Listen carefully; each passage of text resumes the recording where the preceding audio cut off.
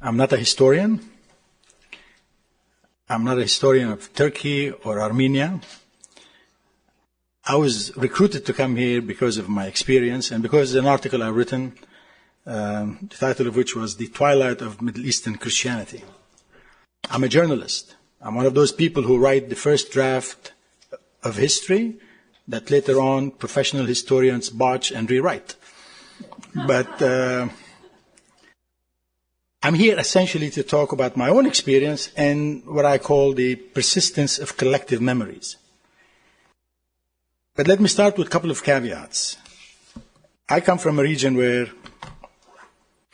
in the last 100 years, since the collapse of the Ottoman Empire, since the birth of this crazy architecture that we refer to as Sykes-Picot, which is collapsing right now, because what we see today is the fraying of the political order that emerged after the collapse of the Soviet Union and the return of Western colonial powers. What we see today, what we're going through today in the Middle East is similar in many ways to what happened in 1915 in the sense that there's we're going through a huge transition. And I'm always, when I watch the situation in the Middle East, I'm always reminded with what Antonio Gramsci said about the nature of transition. I'm a former leftist, so I feel compelled once in a while to quote my old fellow travelers at that time.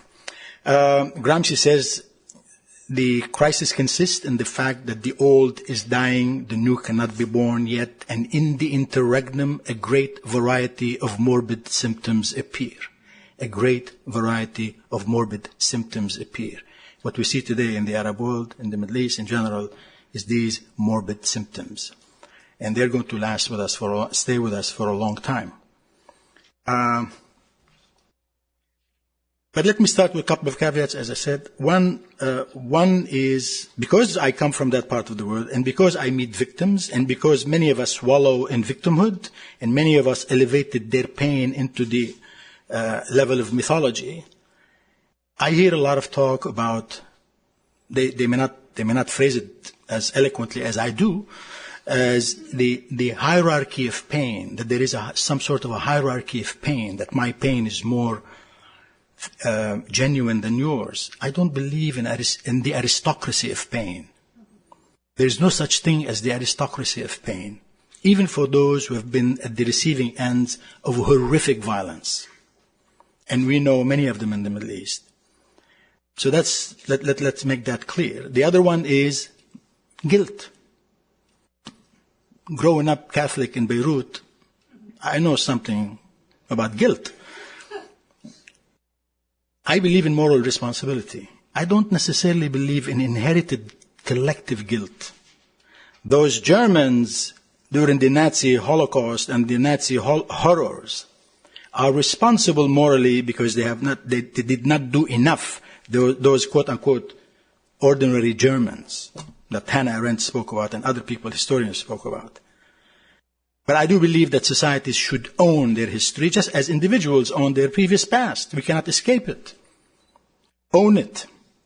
That's the problem that I think the Turks today are still struggling with. We can talk a lot about what genocide means and whether it is an annihilation or ethnic cleansing, mass murder. But essentially, are they owning their history? Even if it was Ottoman before the Republic and before Ataturk? And that's really one of the questions. We really do not have to go back to 1915, to the horrors of 1915, to talk about denial. Now, most individuals don't do introspection well. Most people don't engage in self-criticism. But what goes for individuals goes for societies and cultures and states. Just as individuals seek refuge in denial when they are faced with unpleasant realities, things that they have done and committed, states resort to a refuge in denial. And that's what we have in the Middle East. I don't have to go back to 1915 to what the Turks did to the Armenians and to Syrians and to others, or what other people did to the Turks and other groups. Horrendous things happened to everybody. In my lifetime, There were Arab leaders who were accused of committing mass murder or crimes against humanity. Saddam Hussein, Omar al-Bashir in Sudan, Muammar al-Gaddafi. I struggled with fellow Arabs because I used to be one of the few who would dare go on CNN and talk about the genocidal war that was being waged against the Kurds by the Iraqi regime. It was a state that was doing this. And I was vilified. There was no outcry. There was no outcry in the late 1980s. Most of us were around in the late 1980s when Saddam was committing these mass murders, uprooting tens of thousands of Kurds, demolishing their culture and their history and their heritage, and killing them physically with gas. There was no outcry in the Arab world. Well, the Turks, at least today, there are many Turkish intellectuals and scholars and great, journalists and, including my friend, Omar, who talk openly, who try to say we should own this thing and talk about it. I have yet to see many Arab intellectuals, talk about what happened to the Kurds, or what happened to the people in Darfur, or the atrocities that are taking place in Syria today, especially on the part of the left. It's incredibly shameful. So I don't have to go back to 1915 to talk about this.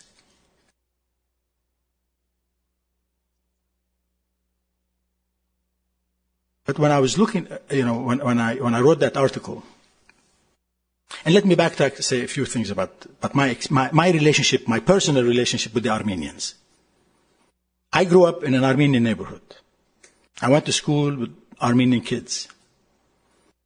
I heard the stories. And actually on April 24th, the whole town, the whole city, Beirut, was closed down because, we had so many successful, small business, Armenian-owned businesses. And so I became familiar with the Armenian tragedy, when I was 10, 11, 13, 14. At a time when I was, at that age, I used to converse in Armenian. And I even learned a few Turkish words from the elder Armenians who used to converse among themselves in Turkish. And I still remember some of the beautiful cuss words. And although the Arabic language is very, we take no second, place to anybody when it comes to curses in Arabic. It's very rich. So I grew up with Armenians, and I heard the horrors of 1915. The interesting thing is, I had my own horror story. My father died when I was 11. My father was a lone child. His mother survived him. Her name was Martha Sassin. She had one of the most beautiful old faces you would ever see. I worshiped that woman. She used to put me next to her, comb my long hair. Always had long hair, believe me. I used to have a long hair. I grew up and I mellowed and I lost it. She would comb my hair and tell me what happened to my grandfather, my paternal grandfather, her husband, Hisham Melhem.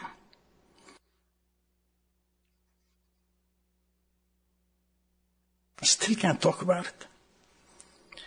The retreating Turkish army collected all able-bodied Christian men in Lebanon, Syria, and Palestine during the so-called Seferberlik, which is what in Turkish mobilization, right? Yeah.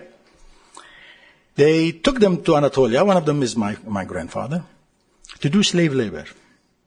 Many of them perished. Many of them died. Some managed to flee and went through the Syrian desert and ended up going back to my family hails from northern Lebanon. I was born in Beirut, but my family hails from the mountainous part of northern Lebanon. He arrives diseased, because he told them that they used to collect, dead bodies on trains, and it was horrible. He, I think, survived for 2 or 3 months, and then he passed. He died. So I grew up listening to my grandmother, whom I worshipped, telling me what those Turkish monsters, that's her words, did to your grandfather. she would cry and I would cry hysterically. I worship that woman. And talk about hatred and talk about demonization. I never met a Turk in my life. I'm still a little kid. I brought these memories with me. That's why I want to talk about the persistence of collective memories. Then I came to the United States in 1972. With the passage of time, I began to learn history, learned about the history of the Ottoman Empire, met wonderful Turks, and fell in love with Istanbul when I went there. It took me a long, painful time to get over my personal demons when it comes to Turks. And today I'm proud of my friendships with a lot of Turks, including this man here. But it took, and I'm lucky. And I'm lucky because I got out of that trap. And yet, intellectually I made my peace, and yet it's still in my gut. It's still under the skin.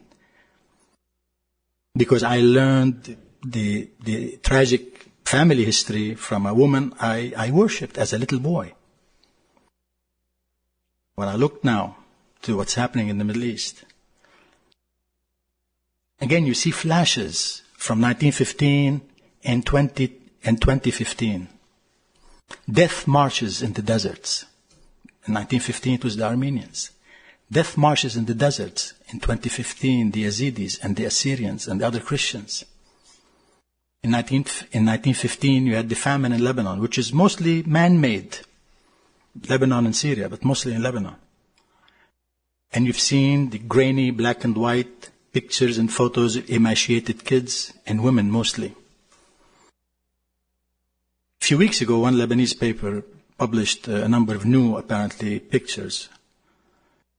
And it brought tears to my eyes. They were so reminiscent of what's taking place in Syria today, in the Yarmouk camp, where Bashar al-Assad is using medieval tactics of siege and famine, starvation. And you've seen pictures of emaciated women, mostly. It's always the images of emaciated kids and women, children and women.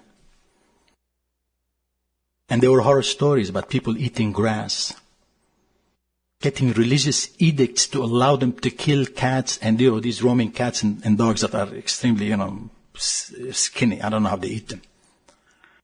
And again, the only difference is that these photos are in color. And they are clear.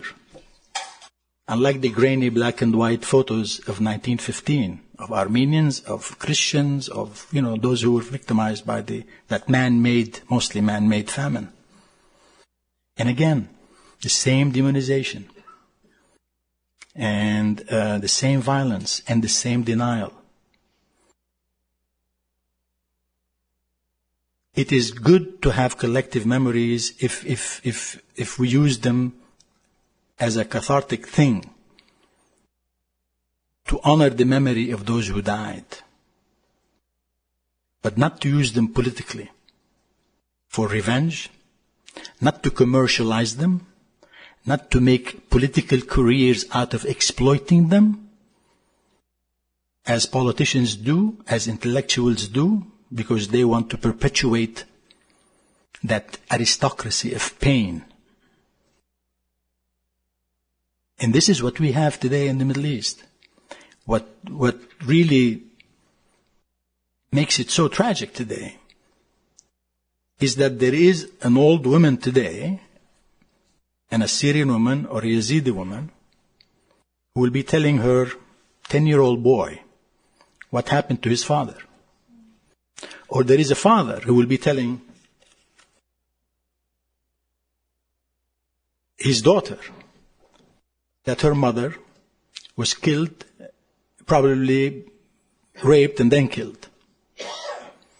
And we are going to go to another cycle of another century where this collective memories will be told and retold, passed on from one generation to another. And many of those people may not be as lucky as I am to get out of that cycle to liberate yourself or myself or themselves from that burdensome collective memory of pain and victimhood. Because there are people who are going to perpetuate the victimhood. There are people who are going to exploit it for political reasons or for cultural reasons or for whatever. And the problem with collective memories, they don't die easy.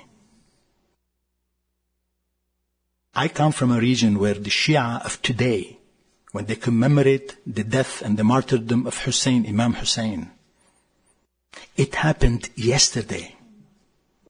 I see tough men who would kill you in a battle, become like a little kid, weeping and crying when somebody sings a story about Hussein or Ali, his father, who was also killed. These tough men become like little kids. It happened yesterday because you talk about it on and on and on and on. At the mosque, the imam, at home. And you do reenactment. I'm a Virginian by choice. I worship Abraham Lincoln. I call him my secular saint. Jefferson is my man. On the 4th of July, I read the Declaration of Independence every year. Then I drive in the hilly roads of Virginia and blast the radio, listen to the blues, and say, thank God I ended up in America. But being Southerner by choice, I have a funny affinity to Robert E. Lee because of victimhood. Defeated people have long, long memories. Victims have long, long memories. And they perpetuate them. And they do reenactment. I once read a wonderful piece on the history of Arab theater. One reference to Arab theater was the reenactment of the killing of Imam Hussein in Karbala, where he was killed along with 70 of his Ansar supporters. And the writer was beautiful, describing a situation in a village that had mostly Shia but some Sunnis. He said, well, throughout the year, things are good between the Sunnis and the Shia. The closer we get to Ashura, where we do the commemoration, you have a group of people who represent Imam Hussein on horses or whatever, and these people are attacked by another group. They stage it the way we do Civil War reenactment. I'm a Civil War history buff. I know what I'm talking about. I wrote about this. Probably I'm the only one who writes about the Civil War to an Arab audience. I've done work for BBC in television. I even thought about, I ride horses, so I have a Palomino, and they said, look, a Palomino, they shoot you because, usually generals don't ride Palominos. Palominos are, anyway, let's forget about that. And then, but the interesting thing is we have these people live together, and the closer you get to Ashura, to the day of commemorating this tragedy, tension begins to build up. Then you have this tension between these people who lived with each other, okay, throughout the year. Emotional build-up to the day where they stage the event, the killing, the ambush, and the killing of this great man, Hussein, Imam Hussein. And then those who are play the role of the killers of Hussein are usually sometimes, because when people get that frenzy, into a frenzy, they stone them. And they are their neighbors.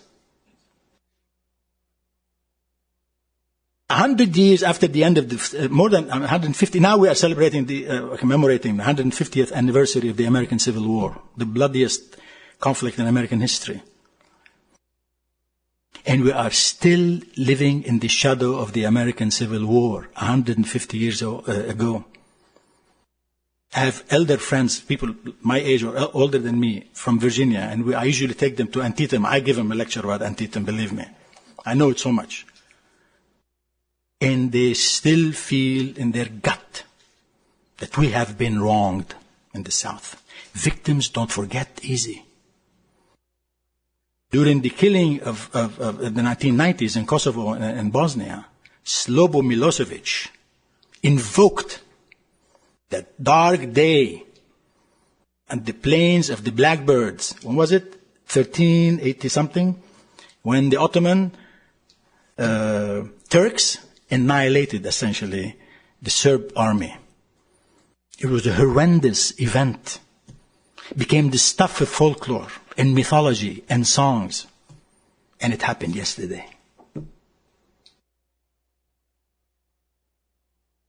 American Civil War, the Sunnis and the Shia, Slobo and the Serbs, you name it. Perpetuating victimhood, not dealing correctly with collective memories.